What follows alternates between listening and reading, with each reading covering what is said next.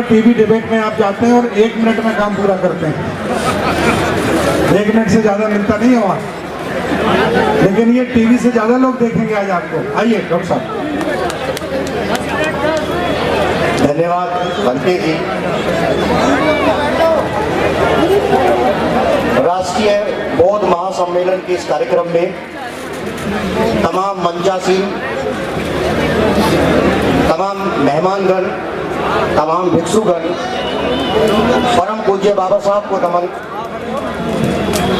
और ये मेरे लिए बड़े फख्र की बात है आदरणीय बंते जी कि आपने मेरठ की इस दलित आंदोलन की एक महत्वपूर्ण जगह 1953 में यहाँ बाबा साहब आए और आपने यहाँ एक इतना बड़ा भव्य कार्यक्रम करके हम तमाम जो मेरठ वासी हैं उनको आपने गौरवान्वित किया। साथियों, 2 ही मिनट में अपनी बात खत्म करूंगा। बातें साफ होनी चाहिए, क्लियर कट एजेंडा, कोई कंफ्यूजन नहीं। बौद्ध सम्मेलन है, 2 लाइनें भगवान बुद्ध के लिए। जीने की इच्छा ने जानने की इच्छा को जन्म दिया। आदमी का स्वभाव यही है कि प्राकृतिक आपदाएं और दुखों ने उसको ये मौका दिया, उसके अंदर एक इच्छा पैदा हुई और इच्छा ने ही कहीं ना कहीं धर्म को जन्म दिया। भगवान बुद्ध दुनिया के एक ऐसे क्रांतिकारी विचार बोध गया, दुख क्यों किसी भी धर्म ने कभी स्वीकार नहीं किया, दुख के कारण को किसी ने स्वीकार नहीं किया। सिर्फ भगवान बुद्ध ऐसे थे कि जिन्होंने दुख के कारण कहा कि दुनिया में दुख मौजूद है लेकिन दुख के कारण है। अगर कोई मनुष्य उन कारणों को जान ले तो निश्चित रूप से उसका निवारण होगा। एक बात साथियों, तमाम जो मंच ने कहा कि जातिवाद खत्म करें, जाति भारत की सच्चाई है और इस देश के दलितों को जितना जल्दी जान लें, क्योंकि भारत में जाति की तख्ती गले में डालकर जातिवाद के खिलाफ सिर्फ भारत में ही बोला जा सकता है, किसी और जगह नहीं बोला जा सकता। मान्यवर काशीराम जी ने जब से जाति को दलितों की ताकत बनाया है तब से कुछ तथाकथित लोग ये जाति मिटाने का कार्यक्रम करना चाहते हैं। एक बात। दूसरी बात, ये सच है कि आज भारत में राजनीति के पीछे धर्म है, कहीं ना कहीं धर्म की पॉलिटिक्स है। मेरा मानना यह है कि धर्म की लड़ाई को कोई भी धर्म से नहीं जीत सकता। भारत में धर्म की लड़ाई को खत्म करने का एक ही तरीका है कि सामाजिक न्याय की लड़ाई जितनी बुलंद होगी उसी दिन भारत के अंदर कहीं ना कहीं जो धर्म की लड़ाई है, जो धर्म की राजनीति है, वो कहीं ना कहीं खत्म हो जाएगी। भगवान बुद्ध से पहले धर्म एक धंधा है और वो बह पे पनपता है। तमाम धर्मों ने बह का व्यापार किया।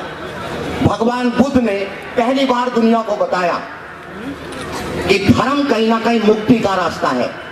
दुखों का कारण जानो, उनका निवारण करो। उनके निवारण में ही सारी चीजें कहीं ना कहीं छुपी है। एक छोटी सी बात और कह दूं, जो कि अंतिम जो लाइनें हैं, हर आदमी यही जानना चाहता है। देखिए, हम दलित समाज के लोग हैं और एक बात मैं जरूर कहूंगा कि जय भीम के नारे लगाने से अगर बहुजनों की एकता टूटती हो तो मुझे ऐसी एकता के ऊपर चर्चा नहीं करनी।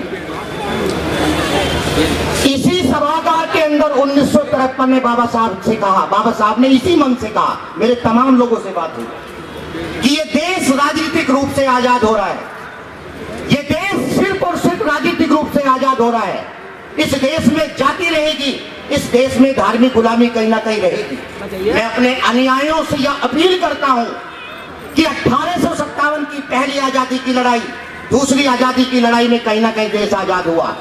ऐ मेरे अनुयायियों, इस देश में कहीं ना कहीं तीसरी आजादी की लड़ाई को जिंदा रखना चाहिए। जो धर्म की आजादी होगी, जो सामाजिक आजादी होगी, जो सांस्कृतिक आजादी होगी, जो शैक्षिक आजादी होगी। एक चीज मैं छोटी सी बात जरूर कहूंगा कि देखो, कौन किस भगवान को मानता है मुझ पर कोई फर्क नहीं पड़ता। जब मैं जात को नहीं मानता, जब मैं राम को नहीं मानता, तो मैं रामचरित को कैसे मान लूं? आप क्यों चर्चा करते हो भाई? किशन भाई क्यों चर्चा करते हो? क्यों चर्चा करते हैं? हमने जितना समय सामने वाले को कोसने में लगाया है, अगर हम उतना समय, उसका 1/10 समय भी अगर भगवान बुद्ध की अच्छाई, दलित मूवमेंट की अच्छाई बताने में अगर खर्च करते, तो कहीं ना कहीं ये देश आज बुद्ध में हो चुका होता।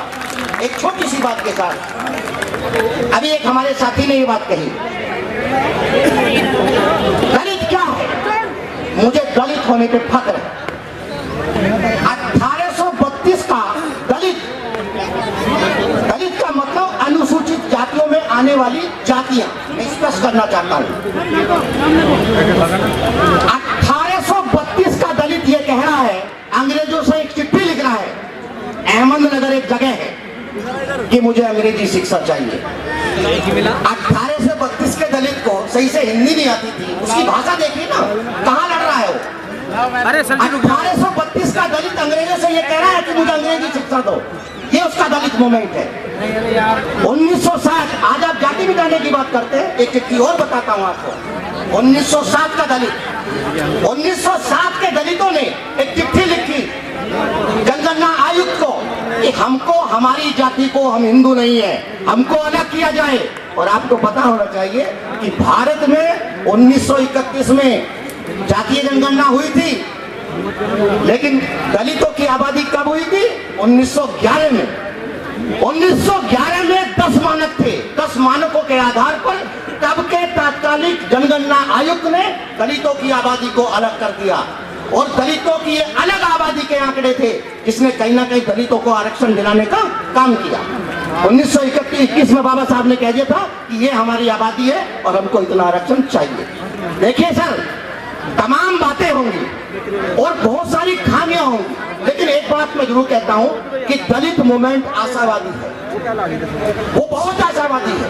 उसके नेता निराश हो सकते हैं, लेकिन वो कहीं ना कहीं आशावादी है। और मेरा मानना यह है कि आने वाला समय, दुनिया इस बात को जानना चाहती है, ये दलित खाते कैसे हैं, ये दलित सोचते कैसे हैं, ये दलित करते कैसे हैं, पूरी दुनिया ये जानना चाहती है। क्योंकि अम्बेडकरवाद पनपा है, बहुत मजबूती के साथ पनपा है। एक छोटी सी बात के साथ मैं अपनी बात खत्म करूंगा। मुझे ऐसा लगता है कि दलित मूवमेंट में जो सबसे महत्वपूर्ण चीज होगी, वो होगी सांस्कृतिक पहचान। वो होगी कहीं ना कहीं सांस्कृतिक पहचान। जो आपकी पहचान है, जो आपके कपड़े हैं, जो आपका खाना है। मुझे अगर लहसुन पसंद है, अगर मुझे प्याज पसंद है, तो मैं प्याज की बात करूंगा। मुझे अगर चटकीले भटकीले रंग, एक लाइनें थी, द कलर्स ऑफ दलित। कल वही लोग ये कहते थे कि ये रंग क्या है, ये दलितों के रंग है। आज वही लोग ये कह रहे हैं कि नहीं, ये रंग सारी दुनिया पहनेगी। मेरा मानना ये है, चलिए मैं अपनी बातें रखी। नमो बुद्धाय, जय हिंद।